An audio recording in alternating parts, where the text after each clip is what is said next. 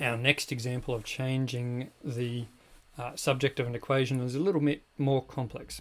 For this one, you can see that we've got an equation.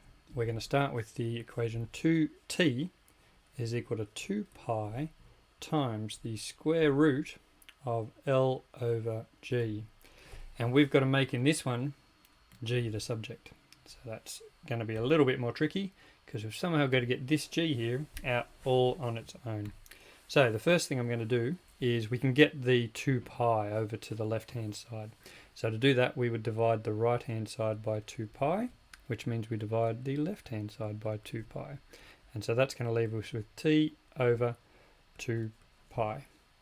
And that's going to be equal to the square root of L over G.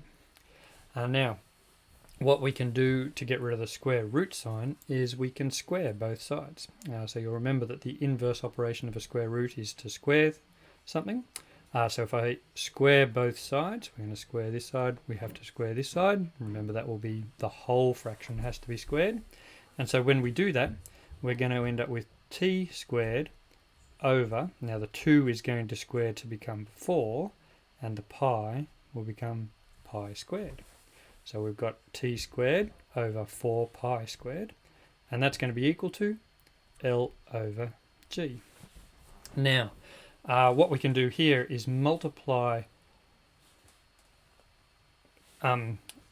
both sides by, actually I think I'm going to do a different way. What we can do here is we can actually invert the fractions. So what we could do is if t squared over 4 pi squared is equal to L over G, then that also means that 4 pi squared over t squared is equal to G over L. And it then simply becomes a matter of multiplying both sides by L, and we're left with our G on the right hand side.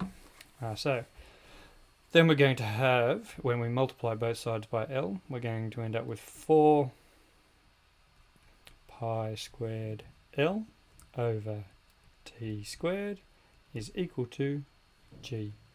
And so then we've got G being the subject of our equation.